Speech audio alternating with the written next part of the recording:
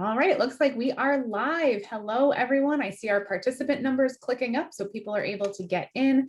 Welcome to our webinar today. My name is Bree Reynolds. I'm the Career Development Manager at FlexJobs and very happy to be hosting a lovely panel today with two fantastic panel experts, wonderful women who I will introduce in just a minute. There's my faces here right now. If you are coming in right now, if you could just put, Gabrielle started us off. I was going to say, put a little note in the chat. Let me know you can hear us and see us.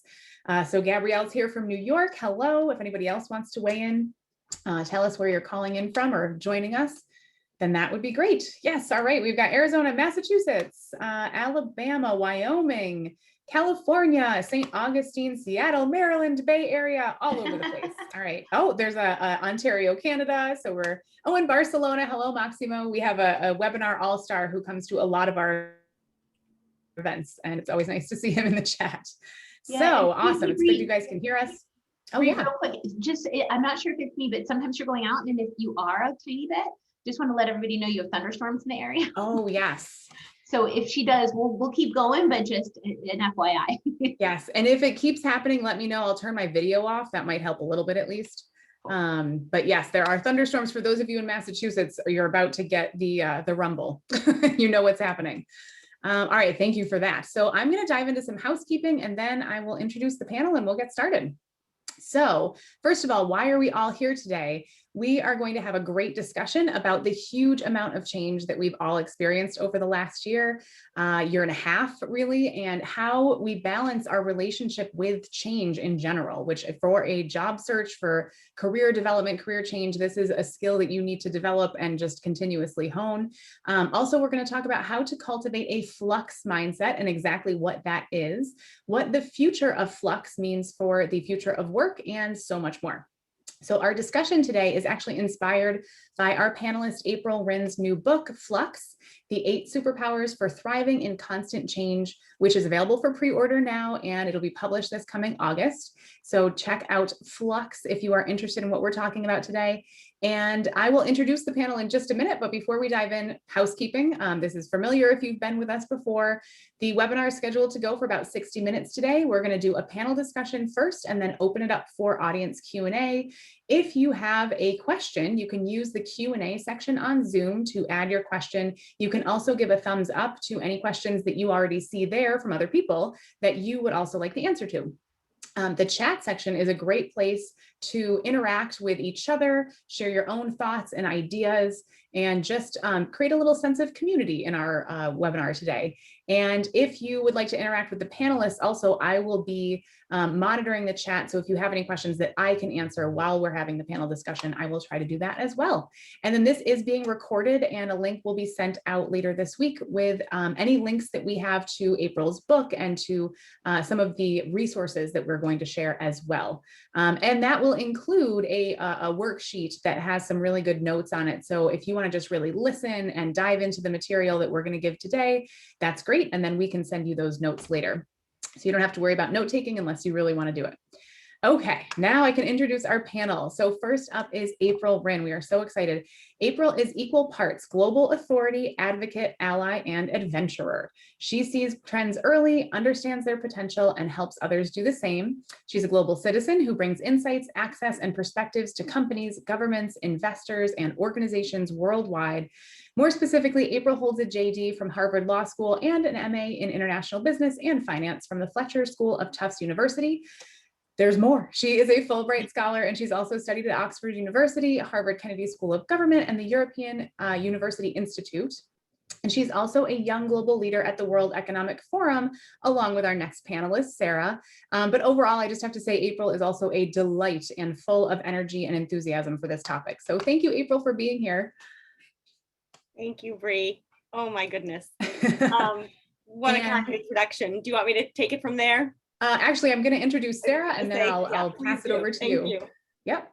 And then Sara Sutton is probably not an unfamiliar face, or is not unfamiliar. I got lost in the double negative to many of you here on the webinar today. Of course, Sara is the founder of FlexJobs and Remote Co.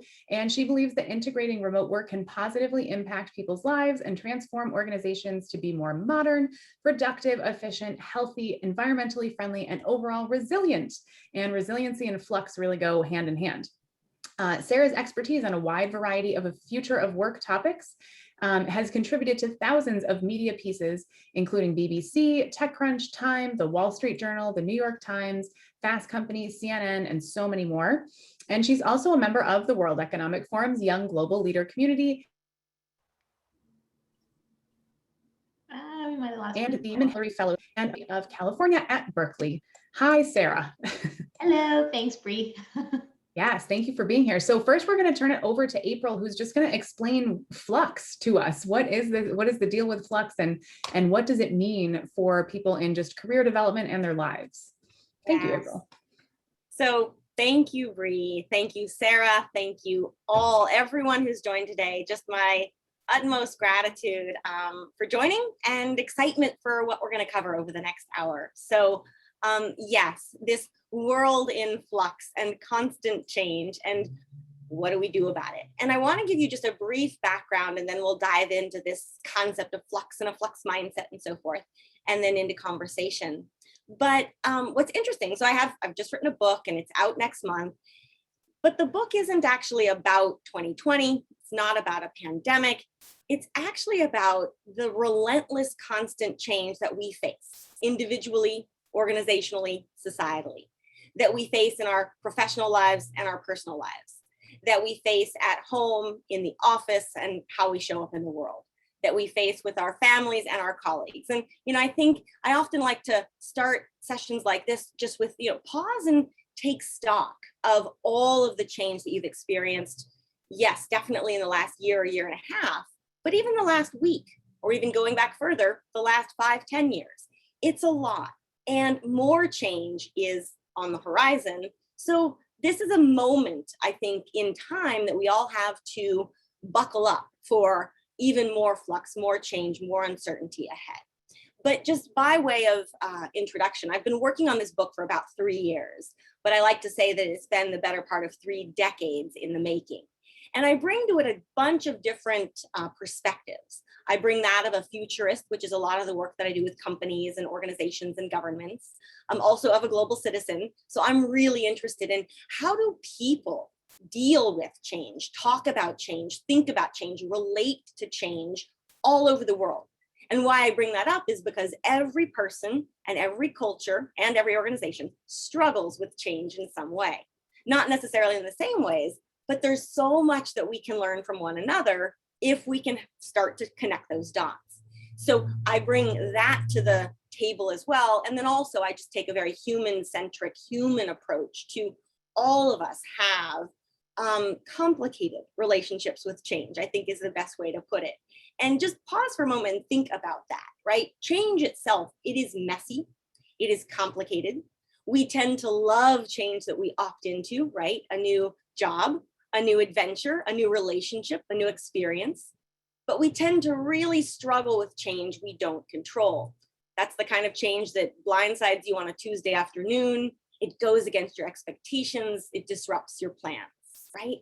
At the same time, a change that's easy for you might be really difficult for me, and vice versa. So we have these really complicated, interesting, complex relationships with change, but we don't spend that much time thinking about them per se. And the crux, and where I kind of want to take us today, is that the future isn't more certainty, it isn't more stability, it isn't more predictability. The future is actually more change, more flux. And so there's this wonderful opportunity that we all have to rethink and reshape our relationship to change for a healthy and productive outlook. And I think if you want, just as we're talking, you can sort of do a quick thought exercise and take out a sheet of paper and write a line down the middle and make a T account, right? A line down the middle and a line over the top, and mark the left column with a plus and the right column with a minus, and start listing the changes that you've been through recently that are in the plus column, the ones that you've loved, and then put the ones you've hated in the minus. And you start realizing right there your own relationship to change. So let me just turn on my screen briefly. I have a few slides to share, but just to sort of set the stage, and then we'll focus on conversation. One thing that has come to mind, so let me see, make sure this goes well. Let's see. All right, so we're in, you can see me, right? Okay, so this sort of describes that world in flux that I like to think about. And just beginning with the basics, the word flux, it's one of those words kind of fun to say, but what does it mean?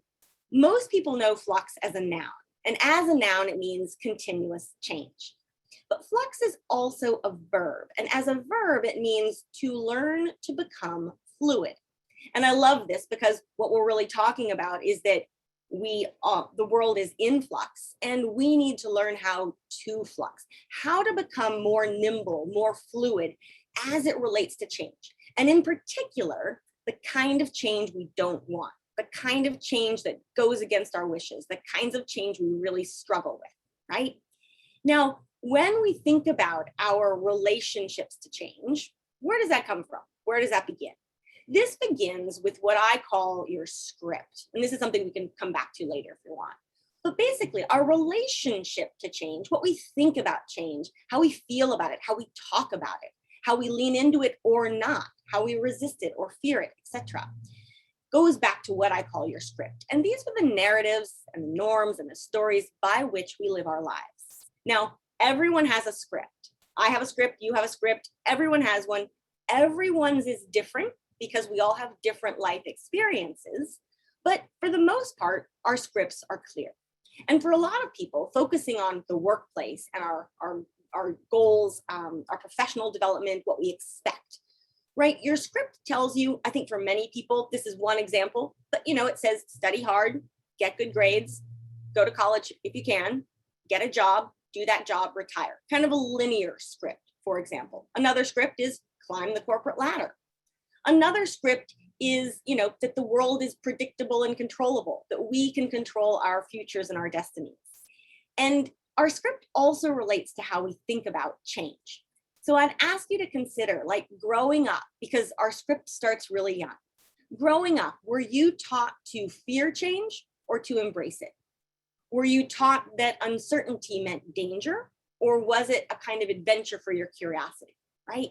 And there's not a right or wrong answer here. It's just more a matter of getting to know, how do you think and feel about change of many different kinds?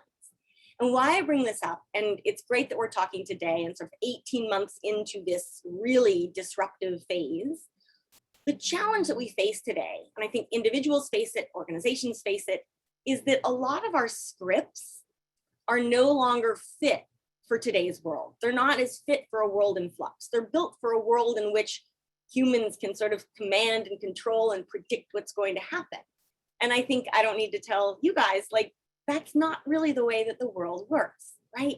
So one of the things I'm getting really excited about doing is, what does it mean if you think about an older script? It would say change happens, we react to it, we overcome it, and we move on.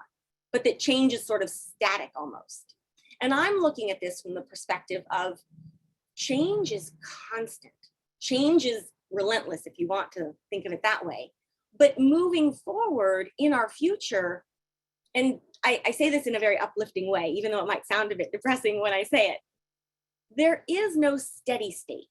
There is nothing that we're trying to like bounce back to. What was before is no longer. And I think the space of remote work, workplace flexibility, this is new territory. It existed before, but what we're looking at is there is no end game. The end game is more change. And what that means for our mindsets, our states of mind, how we think about and relate to change, it's really profound. And it signals a shift. And it's a shift towards what I like to call a flux mindset. Now, this very simply is the ability to consistently see all change, good or bad, loved or hated, whether it's something you expect and want or really didn't see coming and sort of knocks you sideways, to see all change not only as an opportunity rather than a threat, but to also harness its silver linings. So what we're looking at is how do we reshape our relationship to change from the inside out? And that's one thing I also want to dig into a little bit more today. And that is that we spend a lot of time as humans focusing on what we're doing in the outside world. And that's great. That's a lot of, but like, what am I going to achieve? What's going to happen in the outside world? But what we often don't do is spend time thinking about or reflecting on or getting to know our relationship to change on the inside. Going back to some of those questions I was asking you earlier, right? Do you see change from a place of hope or fear? That's not your strategy. That's not your investment. That's not your, management technique. That's your mindset. And so many things that we focus on in the external world, if we're not clear on how do we relate to change? How do we think about it? Again, particularly that change that we struggle with, it's going to impact and, not damage, but it's going to make it harder for us to navigate change, much less constant change moving forward. So this flux mindset is at the core of my book, but it's also just at the core of what I think all talent and all organizations and organizational cultures are going to need and want moving forward. So this notion of what does it mean to have a flux mindset? The first step is really acknowledging that your relationship to change could use some improvement. And again, this isn't a criticism. This is how I spent most of my life as well. Like everybody on the planet can improve their relationship to change in some way. Not necessarily in the same ways, but we all, struggle with change. It makes all of us anxious. It makes all of us fearful sometimes. It makes all of us possibly, sad and depressed when we think about what we can and can't control about our futures. And that includes our professional development as well as our personal lives. It affects our relationship with our colleagues, as well as our relationships with our partners and our friends and our children, and so on. So this flux mindset, what I wanted to do today is just kind of introduce the concept and start softening our minds to what does that look and feel like to be able to reshape and improve our relationship to change. So once you've opened a flux mindset and this notion that my relationship to change can improve, then you get to unlock what I call the 8 flux superpowers. Now, we don't have time to go into all of these today in detail. We're going to go into a couple, but if you have questions about them, please feel free to ask in the chat. Also, each of these superpowers is detailed in the takeaways document that you'll get afterwards and so forth. But when it comes to the future of work and our professional development, what I like to say, all 8 superpowers are useful. Some more so than others. And I can run through these, you can see them, but the first one, I typically go from top left. So run slower, see what's invisible, get lost, start with trust, know you're enough. And that's both you're enough as well as that you are enough. We'll come back to that. To create your portfolio career, which we'll talk a little bit more about, to be all the more human, and to learn how to let go of the future. Now, each of these is counterintuitive in some way. Some of you might be going, wait a minute, this is not at all what I was taught about the world. I was told that I need to run ever faster. I was told that I should not trust other people.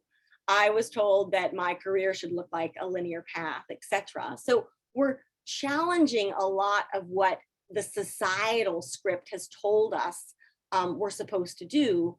But part of why I want us to do this is because what's happening more and more, going back to our scripts, is that the script that many of us were taught growing up, and I do think the climbing the corporate ladder and having a linear career is a great example of this, the script that we were taught doesn't really align with a lot of how the world works today. It doesn't align with what a lot of people want today. And it doesn't align with a world in flux, a world of constant change in which the latter, it's possible for some people, but not for all. A lot of people don't want it. A lot of people who are on it want to get off.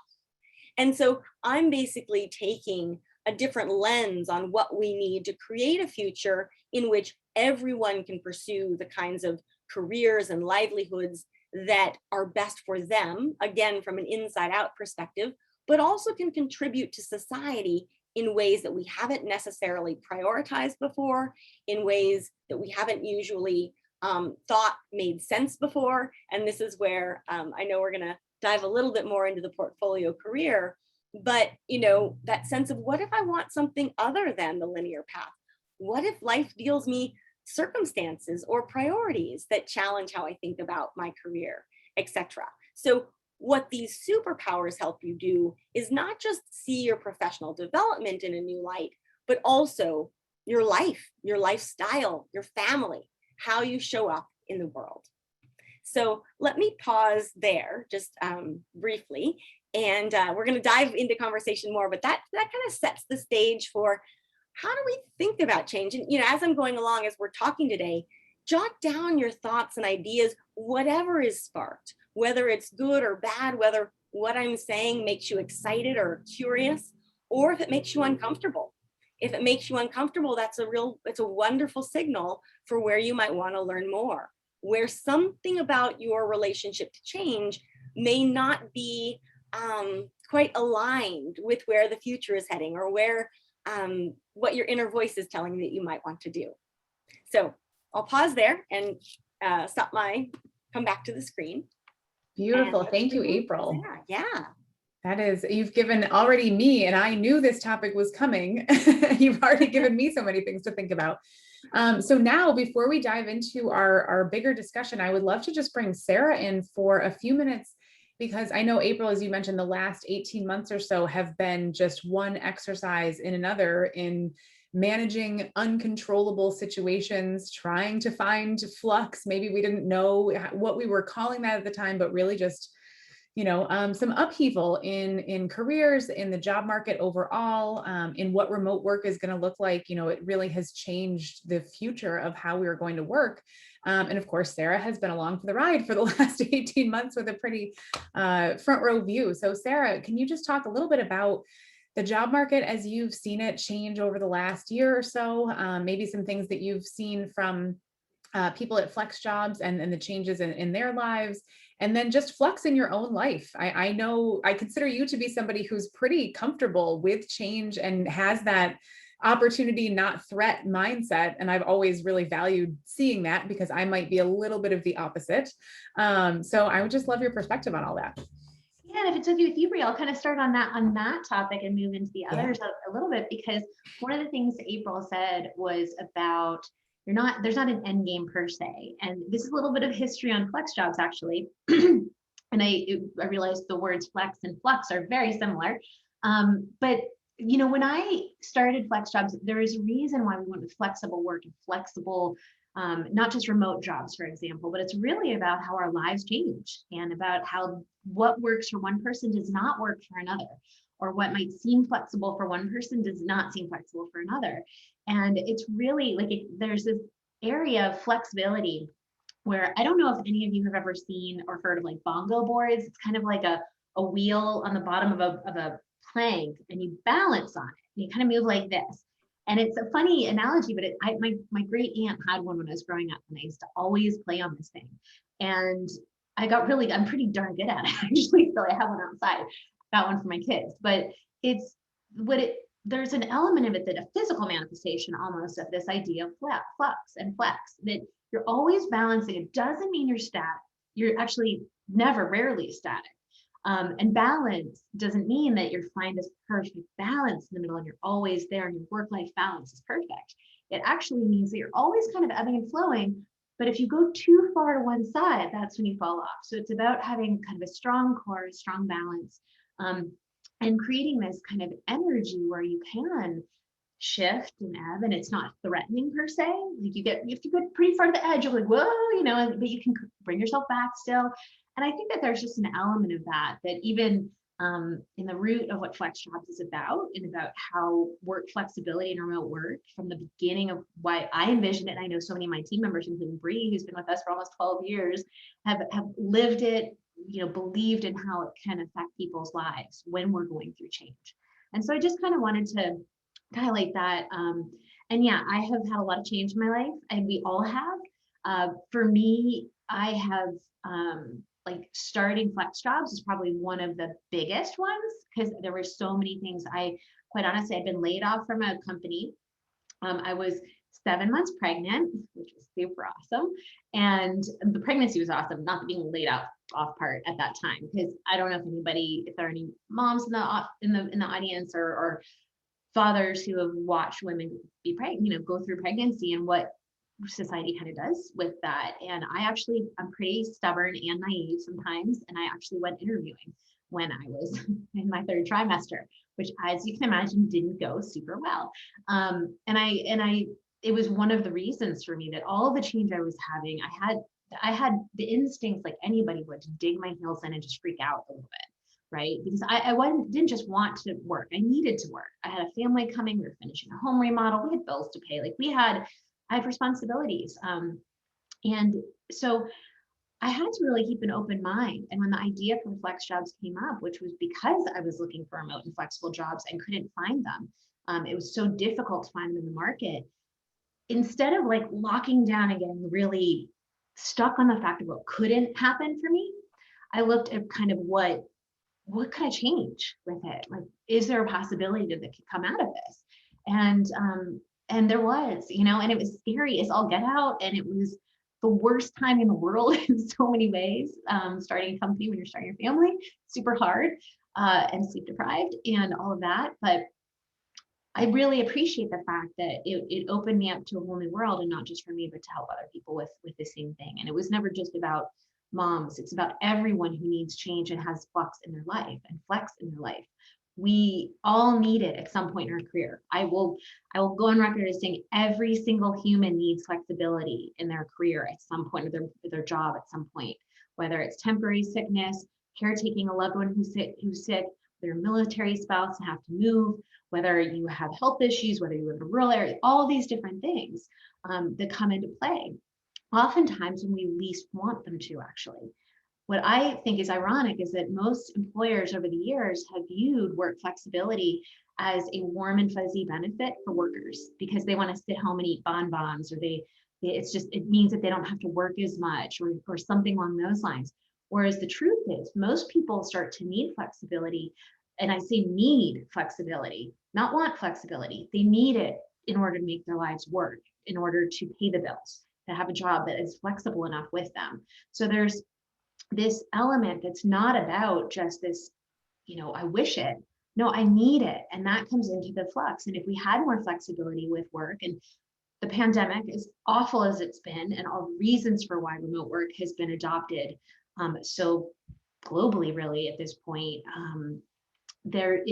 it's a terrible reason, but it has highlighted for us that we have an opportunity to think more creatively in how we work and allow more flexibility, so that we can come together and accomplish both some of our personal realities and goals in our personal lives, and also our work. So I could go on and on about the benefits there, but I'll stop here and just, I know I haven't gotten into all of the change with what's happening in the workforce and what's going to be happening, but I think we're going to cover that pretty soon. And so Yes. And I want to get you guys together, because I've seen Sara and April talking, outside of this webinar, and they're fun to watch. So yes, let's dive in. So the first topic that we thought we would cover today is, outside of the general discussion, is finding professional and personal fulfillment during constant change. And actually, one of the questions that came in is, how do you keep going with a positive attitude, which is sort of related to this finding personal fulfillment during constant change. So April, just to start with you, what does Flux teach us about doing that, about finding fulfillment even amid the balance board sort of life that we are leaving? And sometimes it's, a very rocky balance, but especially for those who may fall back into their old scripts to avoid that change or to avoid dealing with it. Yeah, such a good set of questions. And thank you, Sara, for what you just added. And I actually, before I go to the question, I have to riff on something Sara said, because that's how we roll, but in a great way, like this sense of flexing and fluxing. Another topic that comes up a lot is resilience. And one of the things I love about the word flux, kind of like flex, I mean, it's a fun word. People like to say it, and you can really stretch it in different ways. But, nimbleness has come up, agility, resilience, adaptability, Flux is a piece of all of those things. But resilience, here's something really interesting. And I don't have I should have brought my props that I have sometimes. But a lot of people think of resilience as elastic. It's like that rubber band. You're going to bounce back to what you were before, right? But resilience isn't, this has to do with like your bongo ball. Like resilience isn't just elastic, because I'm looking at this from like, well, how do you bounce back to something that's no longer there, right? Which is a lot of what we're dealing with on many metrics today. But resilience also means plastic. Plastic that is moldable to any shape, to new shapes, like a piece of clay. So both a rubber band and a piece of clay are resilient, but they're resilient in very different ways. And so part of what I think we're all trying to do today is to boost our plasticity, our ability to create new shapes and open new horizons and new opportunities. And to Sarah's point, particularly in the workplace, having to do things we know it's good for us, but we think it's weird. We think it's alternative. We come up with all these hangups for the old script because it doesn't fit into the old script, and because we haven't quote unquote done it before. So we immediately get fearful about it, or I would say those in the old script do, as opposed to, no, this is exactly what we need right now, and it's very plastic in its thinking, and that includes not assuming that the first time we try that we're going to get it right. This is going to take experimentation and iteration and all of that. And Sarah, I don't know what you think, but in my world, everyone's like, hybrid work, have we figured it out? Whatever. Like anyone who says that they have figured out hybrid work and has the answer, I'm like, the less I'm likely to actually think that you do. Because the companies, the organizations, and the individuals who are willing to lean into that change and know that it may take some time, but we're going to get to a much, much better place. And companies that take the time to iterate and try and engage talent, even if it takes a little bit longer, are going to perform much better over time. This relates to separate superpowers as well. So let me come back to the one about fulfillment though. And the harmony and balance that Sarah was talking about, each of the superpowers, when I think about it, is working towards that end. It's a kind of moderation. It is a, I say run slower, because running faster is leading to burnout and anxiety and causing us a world of hurt. But you'll note, I didn't say be lazy. I didn't say stop. I didn't say do nothing. I said run, but slow enough so that you can have a sustainable pace, not only to keep your energy up and keep your horizons fresh, but to make sure that you don't run right past life, to make sure that you're actually able to run slow enough to notice what really matters, to pay attention to it, to appreciate it, and also to see the new opportunities that might be arising right in front of your eyes, but when you're running ever faster, you simply miss them. So when I think about flux and fulfillment, one of the ways, the thing that first came to mind, one of the ways that I often define a flux mindset or your new script, the question is, what makes you, you, even when everything else changes? And I love this kind of framing question because, and again, I'm the first one to raise my hand. I think for much of my life, we are really good at defining ourselves through other people's eyes and defining ourselves through other people's metrics. So what makes me me? It's whatever I'm doing in the outside world. It's whatever society tells me my value is. That doesn't do very well. And the point is, in a world in flux, that falls apart. Because all that stuff and professional identity is, I think, right there at the top of the list. That can fall apart really, really quickly. And all of a sudden you realize, who am I? Like, what matters? What am I doing? And where do I find meaning? And this is where I think that where you find fulfillment absolutely is through your job, your career, your roles, all of that. But it also falls in many, many other places. So finding fulfillment, it's different for every person. But this ability of, are you clear on what makes you you, even if everything else were to change? Because if you're clear on that question, you're going to find fulfillment. You're not going to have to actually work for fulfillment. It's going to be around you quite consistently and in different ways, including ways that perhaps you've never thought about before, because society may not value them, but you internally very much do. So I think about it in that regard. I think about it also, this does require you to go back to your script and what parts of that script might be a bit outdated, so to speak, because the key to this flux mindset, it is not just, opportunity, not a threat, but how do you harness its silver linings? So even if you're falling back into an old script and something happens and you think it's bad, why is it bad? And I get change is hard and there's a lot of change I don't want to have happen. But think about when you've grown the most. Has it been when you've been following what other people are doing, or has it been when you've gone and blazed your own trail? Think about when you've made your best discoveries. Think about when you've grown the most, learned the most. It's not when you've been in your comfort zone typically. It's when you've had to stretch beyond it. So even with an old script and even when you're struggling, those sorts of things, it does take practice. It's not going to happen necessarily naturally. It's not going to happen overnight, but this sense of when you fall back into your old script, that's the signal that it's time to groove and build that new mental muscle, that new mindset that actually goes beyond your old script. It is part of your new script, which again takes time and effort and you need to author. But that's when it becomes almost like what's the word? It's not an automatic reaction, but it's a reflex. That when you start falling into those old habits that oh, this is my relationship to change and where it needs work. So you start there. Now, I could go on, but let me pause there because I know that Sara has stuff to add as well. Well, April, while you're talking, one of the things that you were saying silver linings, and I realize all of us are in different ends of the spectrum as it relates to half glass full, not full, all of this, and all of those have real benefits, and they can serve us really well. And sometimes it's almost about trying on the opposite sometimes, or again, our story, like I tell myself I'm a half glass full person, like that's something I do. And yet there's some shadow sides to that I sometimes don't want to acknowledge the pain or trauma, or I rationalize it all a lot, like I can move forward.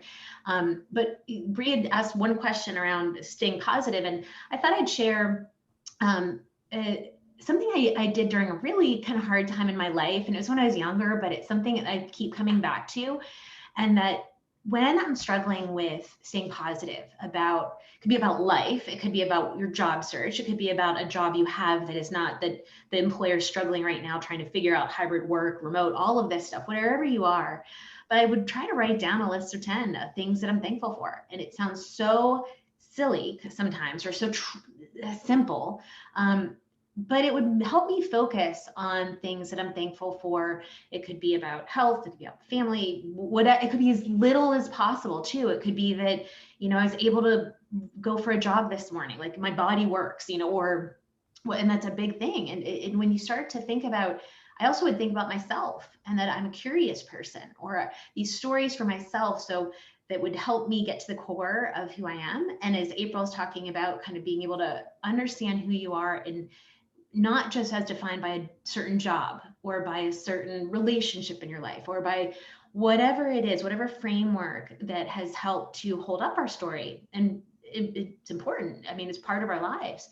And yet, where is our core? And so being thankful for some of the traits or the skills that you have, that you have, can really help maybe take a step forward in that, identifying some of how you best can handle flux and change in life.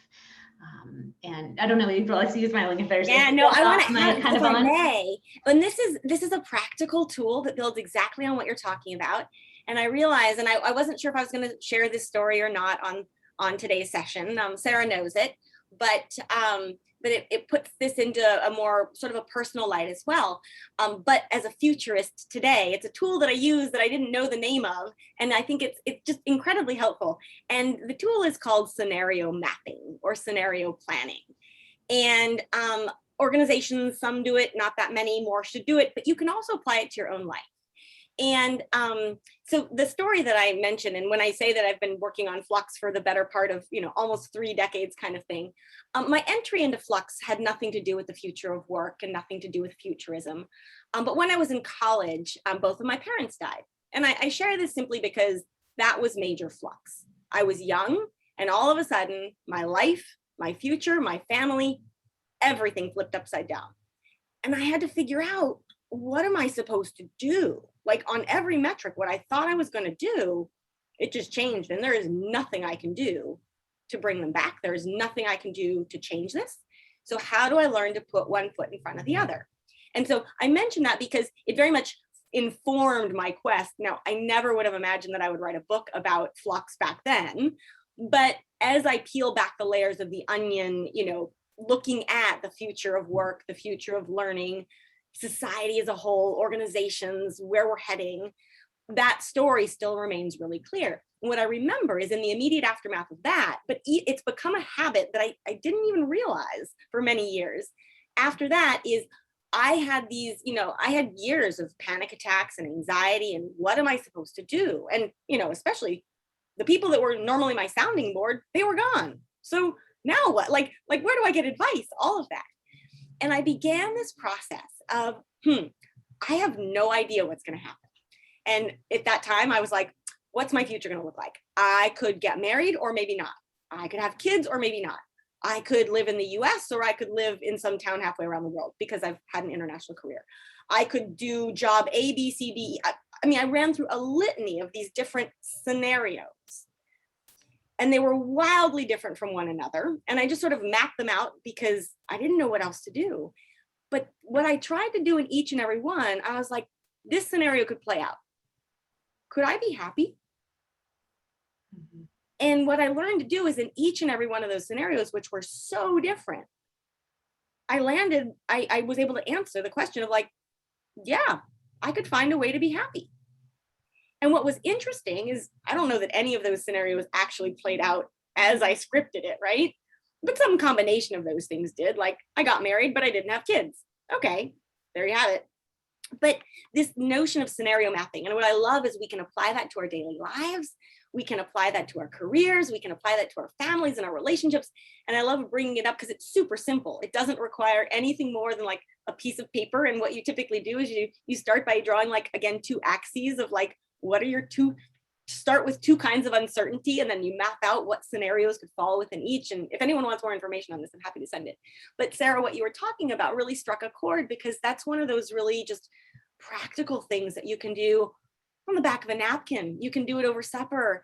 And what you find, again, is not that the scenarios themselves play out, but some combination of those factors often does. And what it does is it relieves some of the anxiety and actually gives you a sense of peace because you realize what you can and can't control. And there's so much that we can't control these days, but you can control your ability to be prepared for a lot of different things that could happen, even if you can't predict or control exactly which one will. Yeah, and I love, April, there's so many parts of this that are relatable to the job market, to careers, to job seeking, also to employers figuring this stuff out. But really, I want to talk a little bit, I want to kind of carry with that for the scenario mapping, the thinking of the options, right? And it goes back to how we envisioned our jobs, our careers, our lives going, and because I do a similar thing. The way it is in my head is that I tend to go to like the worst case scenario. Like I do it a little differently in that if I see a scenario, I kind of like look at the spectrum. What's the worst that can happen? And what is my dream? And actually there's a really important point for both of those for me. And I don't know about anyone else here, but sometimes it's hard to think of what's the ideal. Like what is actually the thing that I think will make me happy is one definition. Happy has lots of layers and lots of reasons and lots of stuff. Like being happy to pay your bills is really important. Does that mean you love your job? There's trade-offs. So there's grays in all of this. But like, what is the ideal? And I'm paying attention to the spectrum of how it goes to down what's the worst case scenario? And then I tend to think through the worst case scenario. I try not to dwell there. And one of the reasons I bring this up is somebody commented that they worry a lot in the chat. And I used to do that so much too. Like I think we all do. And especially this year, like how could we not? Not just because there were one big thing happening, but there were 2, 3, 4, 5 going on, big, like systemic things. And so I think the worrying part, one of the things about backing into the worst case scenario, and then kind of coming up with like a loose plan. Like, I don't know exactly, but like I have things I would do.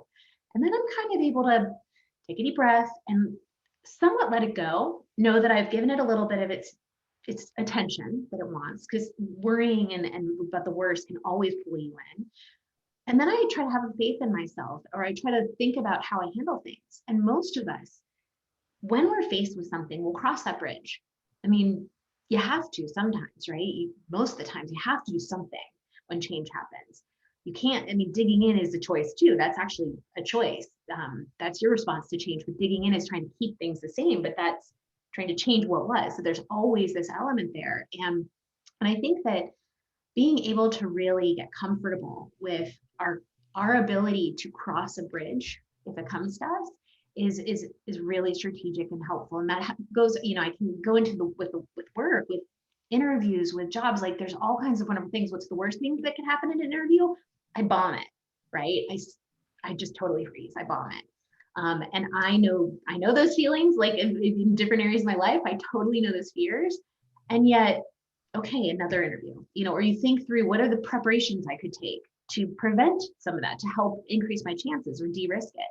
And I just think that trying to look at that in baby steps too, and having a little confidence that you can take steps, you can both be logical, come up with a plan, and then also a little emotional and understanding that you have strength, you have skills, that don't underestimate your emotional quotient, well-being, and your soft skills, as they also balance out with your more technical hard skills for jobs.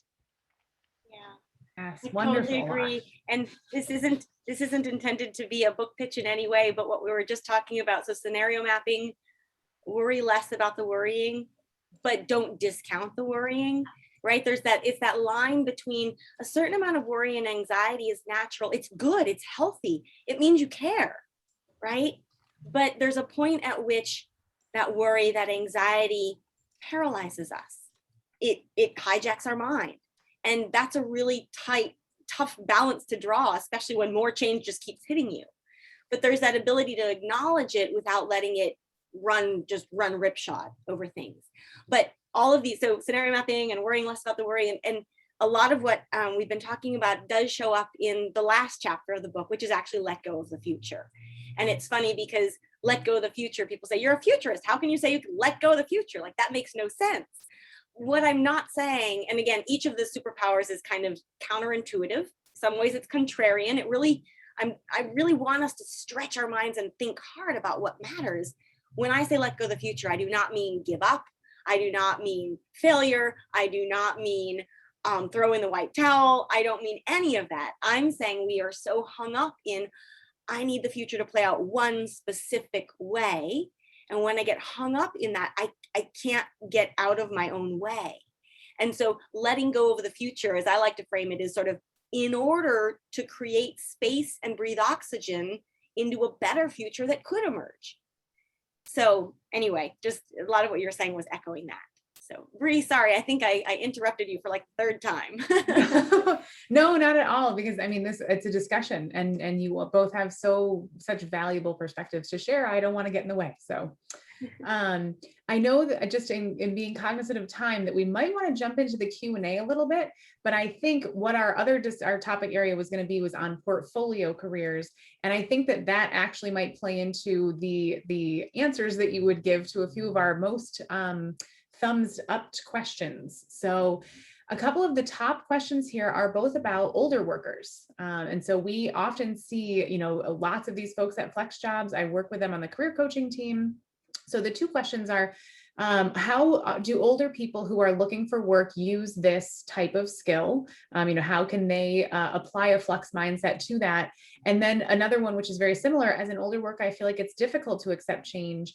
Any advice or tips for older workers looking for a new career? Can you teach an old dog new tricks? And so I would love to just start off with, maybe some of what April is thinking about in terms of older workers and how Flux can kind of help them in their career progression at that point.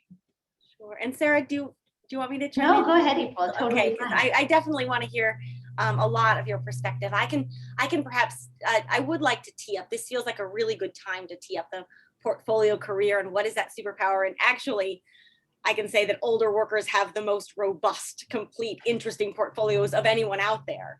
So that's a really nice kind of segue. Now, so let me start with that. And one of the superpowers is this notion of create your portfolio career. What is that? I'm looking at this from the perspective of, in a future of work that is itself in flux, the way you succeed, the way you thrive professionally is to treat your career more like a portfolio that you curate, as an artist would do or an investor would do, which we can come back to, rather than a linear path to pursue. So again, the old script, it is very linear: study, work, retire, climb the ladder, pursue the goal. You know, it's very one way. And I think many of the people who've joined us today would agree, like, that's not the way the world works. Not only is that not how the workplace works, that's not necessarily what I want. That's not necessarily what's good for humans. That's not, you know, all of that. I feel like in this way I'm preaching to the converted. Yet we're still working largely in a workplace that, the way I like to put it is, it's stuck in the news, it's stuck in the old script, but it realizes it has to change. And it's trying to figure out, how do I get to something new? Portfolio career and that way of thinking about, shaping, talking about, and presenting your career journey is not only a healthier way, it's actually where the future of work is heading. And so one of the things I like to remind everyone of is, if you think about a portfolio, and again, an artist, what do they put in their portfolio? They put their best pieces of work. What does an investor put in their portfolio? They have a diversified portfolio of investments in order to, again, be diversified and mitigate risk. So every single person on the planet and everyone here today already has a portfolio. You may just not realize it yet. And into your portfolio goes everything that would be on your CV, true, but a lot of stuff that wouldn't necessarily, because it goes beyond the old script. So every skill, everything you can do, everything you care about, everything that you're able to offer and contribute to society that provides value to others and shows up somewhere in the world can be part of your portfolio. And then your role, your responsibility in a way, is to be able to connect the dots between the different things in your portfolio and present that narrative to potential employers as well as colleagues, allies, and if you launch your own thing, I mean, lots of ways this can show up. But what's interesting to me is that this is where, for example, and Sarah and I have talked about this before, parenting, the skills you learn parenting, some of the most valuable skills on the planet. We kind of, if they're on your CV, we look at that a little bit like, why is that there? Parenting skills are fundamental to a portfolio. You have to be able to explain what they taught you and why that makes you a better qualified candidate and all that. Your parenting skills, your volunteering skills, compensated, uncompensated, you have a title, you don't have a title. All of these things show up in your portfolio. And then this becomes something though that you have to curate and take responsibility for, but it gives you much more agency around your career. And this is something that not only I think applies, and it's not just open to older workers. This is where older workers can really start to shine. But it does take some effort kind of pulling together what's in your portfolio and what you want to look like and so forth. So sorry, I can talk about this for a long time, but Sarah, please chime in if whatever that sparks. Yeah, I mean, I think that a lot of our portfolio careers might not even make sense for a while too. And I think that's one thing that with a lot of job seekers, wherever you are, including when you're a little older and you're looking back and you're like, wow, how did this all piece together? Having an open mind as to how it happened. I mean, Bree and I have talked a lot too, Bree and all the career coaching, and there's so many different career paths, zigzags. And for me, mine's been very, very zigzaggy and in many ways. And I really believe in trying to be honest with yourself about what's the most, like, what are your priorities with the job? And I think for those who are retired or older or looking at how they can go, is it, again, make a list. Is it financial? Is it intellectual? Is it social? Is it like, what are the drivers? And try to not hope that the dream job is a funny phrase that a lot of people look for. And really, I think that each piece of a job, whether it's a small part-time job, again, what people always lean to full-time jobs, and that, or historically have often leaned to full-time jobs, but more and more part-time and freelance roles are absolutely allowing you kind of to dip your toe in different waters, being able to network, being able to get new and grow your skills. So there's a lot of different opportunities. And trying something different than what you've done before, it can be really scary, but it also can be really gratifying. I was talking to somebody just yesterday who is feeling extremely relieved that they're doing a consulting career now, and they'd been full-time. They'd always thought that that was the more secure, stable role until the pandemic happened. And that happened also for those of us who went through the internet crash, ages ago, like for all in 2000, and like all these full-time roles that seemed so secure, like everything disappeared. And so I think that our definitions of safety are really important. And for older job seekers, I think leaning on your skills, leaning on your experience, soft skills, management, being able to see kind of Bree, I always screw these things up. See the woods through the trees through the woods. I'm terrible at that. Yes, I do the same thing. The forest through the trees, yeah. That's one half dozen another. Not good with these, but basically you do want to be able to see the forest, and I think that's some of it. And Bree, you might have some practical tips too for workers over 50. Well, one thing, actually, just to go back to the beginning of the discussion and bring it back to this point, one thing that April was talking about was when everything else is in constant change, who are you? How do you know you? Like, what are the parts of you that really stick around? And somebody in the chat said, well, those are probably, similar to your values. People were sharing their different things that really made them, even through constant change, where they knew they were being themselves. And one of the things that we often recommend for people who are looking for a career change, who are at a point in their lives where they either need or want to try something different, is to search by those. Especially if you're not sure of what you want to do next. And I know that was a few questions, so we can kind of answer a few questions in one quick swoop here, but searching by those values that make you you. So for example, the thing that I thought of was, if everything else changed, if, knock on wood, heaven forbid, FlexJobs went poof, what would still make me me? What could I do? And helping people is one of the big values that I have. And if I was looking for a new career, that's one of the main things that I would still be looking for, is a way to help people. And so searching for things like that, trying to find new ideas and new careers based on those values that you have. For some people, they shared creativity, leadership, if they really like taking charge, all sorts of different things that you could be searching by, other than trying to think, what's my next job title? What's my next specific job that I will hold? And so if you can search by those things, even literally on a site like FlexJobs, doing a keyword search for jobs that include the phrase helping people or creativity, and just seeing all the different things that come back, because you'll get so many more ideas than if you were really just trying to stick to what is the next job title I need to seek. So that's just one quick thing that I thought of. I know we are just about to run out of time, but I would just love, April and Sara, any last thoughts, especially knowing that so many people on the call today are job seekers. They're in the middle of some type of career change or transition, as many of us are.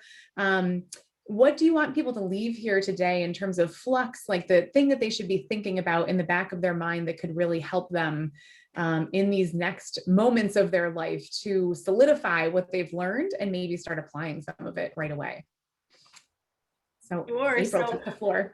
So my favorite tagline these days is, when everything is in flux, everything can benefit from a flux mindset. That sounds a little bit pitchy. What I'm trying to help people understand is like this, what we're looking at with a flux mindset and so forth, it's not a quick fix. It's not like a overnight magic, crystal ball.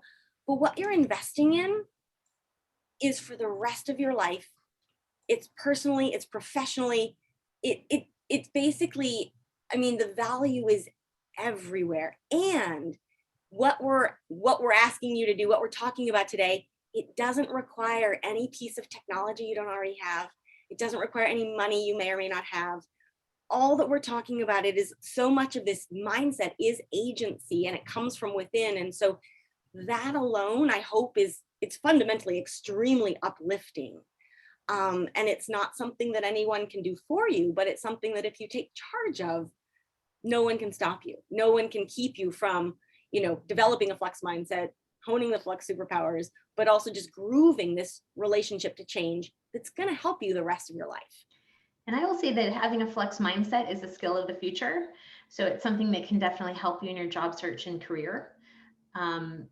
that adaptability, that resilience, all of this is what employers are in many cases going to be looking for as a core trait. So Flux can help your job search and career as well. And it's something to highlight. I mean, it's a skill you can put on your resume. It's something that's really powerful for the future. Yeah. Actually, related to that, one of the questions that we're hearing employers ask a lot more is something along the lines of, what did you learn during the pandemic? How did you handle the change of the pandemic? All of those sorts of things. And even developing a Flux mindset can be something that you learned during the pandemic. I mean, we're still coming out of it, even if this is brand new to you today. If you're really going to think about it and get into it more, but employers are wondering. So to go to Sarah's point, this is a piece of the job search that we will probably see for a while to come as we come back out of this, hopefully. But yeah, that's such a great point. And April, thank you so much for sharing your insights and warmth and just the energy that you have around this. I know everyone in the chat is just, blowing up how excited they are to have been here and learn this and how helpful it was. So thank you so much for bringing this to us. Thank you. It has been a joy. And if anyone has questions, follow up, I'm super easy to find. I want to help as much as I can. So please don't hesitate. And thank you, Bree. Thank you, Sarah. This has been just an absolute delight. Yes. And thank you, Sarah, also for being here. Awesome. Yeah, it's really fantastic. And I appreciate everyone for coming and keeping an open mind about topics like this. Sometimes it can be a little uncomfortable to think about, or just a little, out that, and I really do appreciate, I think some of these are going to be, well, I think we'll do more webinars and workshops and skills elements on the site and through the service in the future too. So. Yes, indeed. I like that. Well, thank you all, audience, for being here, for sharing your stories in the chat. Some people shared really personal, lovely stories. Really appreciate your openness with that. And also just for the tips and tricks, people were sharing TED Talks that they found that were really helpful. There is one that you can find from April that you might want to look up. And there's all sorts of good information out there. So this week, we will be sending a recording of the webinar so that you can review that. You can also send it to other people in your life who you think might need it. And then I will also include in that email the links that we shared, all of the links that we shared. So to April's book website, to FlexJobs, but to our samples page, how to put unpaid and freelance and unusual experience on your resume. We've got lots of really good resources for that, and some career change things as well, discovering your transferable skills, all sorts of good stuff that just have to do with that portfolio idea. That, as April said, every single one of us has the portfolio career in some fashion. We just have to kind of figure out how to put it out there. So all of that will be included in that email, and you'll get that within a few days. But thank you all very much again to April and Sarah and to the whole audience, wishing you all the best. And like April said, this can be a lifelong skill that you can use in so many situations. So hope to hear how you're applying it in your life in the future. But thank you all for being here, and have a great rest of your day. Thanks, everybody. Thank you. Everybody. Bye, everyone.